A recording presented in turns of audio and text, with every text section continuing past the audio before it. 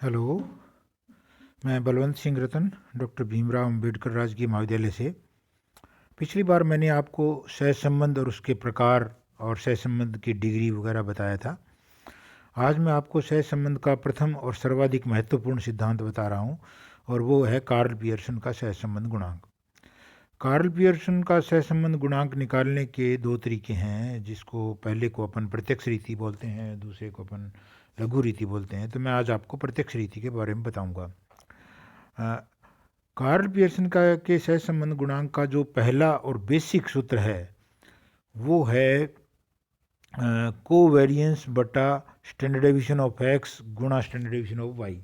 ये पहला सूत्र है। अगर दोनों श्रेणियों का कोवेरियंस जो है वो हमें दिया हुआ हो, याद रखिए कोवेरियंस जो है उसका फार्मूला होता है sigma D X D Y बटा एन। तो sigma D X D Y बटा एन अगर हमें दिया हुआ है या कोवेरियंस दिया हुआ है, तो उसके बटा में आपको दोनों स्टैंडर्ड डेविएशन का गुणा करके रखना है और आपको कोरिलेशन कोएफिशिएंट जो है प्राप्त हो जाएगा। तो ये पहला सूत्र है। आमतौर पर इस सूत्र को तभी इस्तेमाल करते हैं जब हमें ये तीनों चीज़ें रेडीमेड दी हुई हो, यानी कोवेरियंस दिया हुआ हो और एक्स वाई श्रेणी का स्टैंडर्ड डेविएशन दिया हो, श्रेणी का वेरिएंस और वाई श्रेणी का वेरिएंस दिया हुआ हो, तो वेरिएंस का अंडर रूट करके अपन स्टैंडर्ड डेविएशन निकाल सकते हैं। यहाँ से अपन दूसरे फार्मूले पर चलते हैं, और दूसरा फार्मूला है, अगर आप कोवेरियंस की जगह उसका फार्मूला यानी sigma D X D Y बटा एन रख दो, तो आपको कोरिलेशन कोएफिशिएंट का दूसरा सूत्र मिलेगा, और वो है sigma D X D Y बटा एन और एन के साथ गुणा में स्टैंडर्ड डेविएशन ऑफ एक्स और स्टैंडर्ड डेविएशन ऑफ वाई। यानी चार चीज़ें हो गई, sigma D X D Y, उसके बटा में एन और दोनों स्टैंडर्ड डेविएशन का गुणा। ये भी हम आम तौर पर तभी इस्तेमाल करते हैं जब हमें ये तीनों चीज़ें रेडीमेड दी हुई हों। तो ये दूसरा फार्मूला है। अगर आप इसमें और आगे चलें तो स्टैंडर्ड डेविएशन ऑफ एक्स और स्टैंडर्ड डेविएशन ऑफ वाई दोनों के फार्मूले यदि आप इसमें पुटअप कर दें, तो आपको जो है कोरिलेशन का जो है अगला फार्मूला प्राप्त हो जाएगा। याद रखिए यहाँ जो dx और dy है वो दरअसल में dx का मतलब है x माइनस एक्स बार यानी एक्चुअल मीन ऑफ x, और dy का मतलब है y माइनस वाई बार। तो अगर आपको इससे अगला फार्मूला चाहिए तो आप जो है sigma D X D Y बटा एन और एन के साथ गुणा में स्टैंडर्ड डेविएशन ऑफ एक्स का फार्मूला यानी under the root sigma D X square बटा एन, और स्टैंडर्ड डेविएशन ऑफ वाई का फार्मूला यानी under the root sigma D Y square बटा एन जो है वो आप लिख सकते हैं। तो ये तीसरा फार्मूला हो जाएगा। आमतौर पर बटा के नीचे बटा हम लिखने से थोड़ा सा बचते हैं, या अगर हम इस फार्मूले को थोड़ा सा खोलें तो हम जो है वो उस अल्टीमेट फार्मूले पर आते हैं जो हम ज़्यादातर यूज़ करते हैं, और वो है sigma D X D Y बटा under the root sigma D X square गुणा सिग्मा डी वाई स्क्वायर।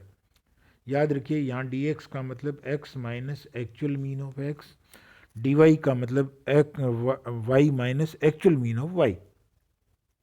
तो ये दो तीन फार्मूले मैंने आपको बताए।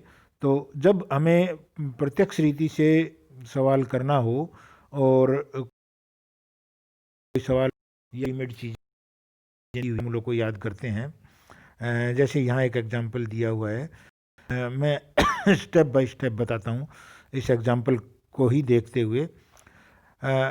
देखिए, अगर जैसे आपको x दिया हुआ है, यहाँ एज ऑफ हस्बैंड और एज ऑफ वाई, x को जो है वो अपने एज ऑफ हस्बैंड बोल दें और y जो है वो एज ऑफ वाई हो गया।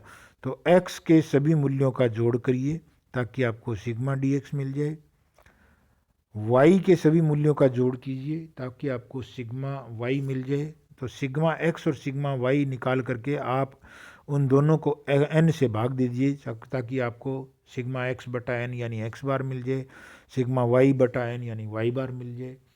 जब आपको x बार और y बार मिल जाए तो इन x बार को x के सभी मूल्यों में से घटाना है, तो यानी x माइनस एक्स बार करना है। ये व्यक्तिगत श्रेणी है तो x माइनस एक्स बार करना है, यानी आपको dx निकालना है। जब आपके पास dx मिल जाए तो आप इसका जोड़ करके देखिए, क्योंकि एक्चुअल मीन से डेविएशन का जोड़ जो है वो 0 होता है। अगर आपका एक्चुअल मीन है और आपने उसका प्रयोग करते हुए डेविएशन लिए हैं तो जोड़ 0 आना चाहिए। अगर 0 नहीं आता है तो आप ये मान के चलिए कि आपके मीन में कोई दिक्कत है, मीन जो है वो सही नहीं है या आपने कोई डेविएशन गलत लिया है। इसी तरह से आपने सिग्मा वाई निकाला और सिग्मा वाई में n का भाग दे करके आप वाई बार निकालिए और वाई के सभी मूल्यों में से वाई बार घटाते हुए जो है वो आप डी वाई निकालिए। यहाँ भी डी वाई का जोड़ सिग्मा डी वाई 0 होगा, क्योंकि हमने एक्चुअल मीन से डेविएशन लिया है। जब आपके पास सिग्मा डी एक्स और सिग्मा डी वाई आपने चेक कर लिया कि वो 0 है या नहीं है, उसके बाद आपको डी एक्स का स्क्वायर यानी सिग्मा डी एक्स स्क्वायर चाहिए, डी वाई का स्क्वायर यानी सिग्मा डी वाई स्क्वायर चाहिए। तो ये सब चीज़ें आपको निकालनी है। तो सिग्मा डी एक्स स्क्वायर चाहिए, हमें सिग्मा डी वाई स्क्वायर चाहिए, और एक लास्ट में एक कॉलम और है, वो है डी एक्स और डी वाई का गुणा। तो डी एक्स को चिन्हों के साथ लिखा हुआ है अपन ने और डी वाई को भी चिन्हों के साथ लिखा हुआ है। तो आप डी एक्स और डी वाई दोनों को मल्टीप्लाई कर दीजिए तो आपके पास sigma D X D Y आ जाएगा, और उसका जोड़ कर लीजिए। नेट जोड़ चाहिए आपको, प्लस में आता है या माइनस में आता है। तो sigma D X D Y जब आपके पास आ जाए तो आप पुटअप कीजिए। जो 3 चीज़ें करनी है, sigma D X D Y और बटा under the root sigma D X square into sigma D Y square, आपका कॉरलेशन कोफिशिएंट जो है वो आ जाएगा।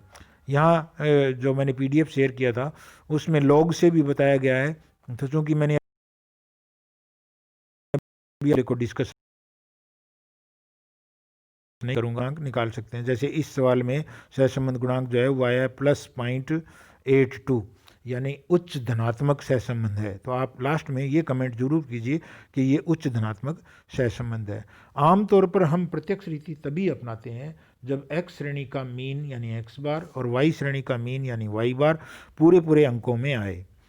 और व्यवहार में मैं आपको एक चीज़ बता दूं, व्यवहार में परीक्षा में हमारे पास इतना टाइम नहीं होता कि हम x श्रेणी का मीन निकालें और y श्रेणी का मीन निकालें और ये चेक करें कि x बार और y बार पूरे पूरे अंकों में आया है या नहीं आया है, और उसके बाद हम ये सोचें कि हम प्रत्यक्ष रीति अपनाएंगे या लघु रीति अपनाएंगे। तो इसका मतलब है व्यवहार में हम प्रत्यक्ष रीति नहीं अपनाते, व्यवहार में हम लघु रीति ही अपनाते हैं जिसमें हमें x बार और y बार नहीं निकालना पड़ता। आज इतना ही, धन्यवाद।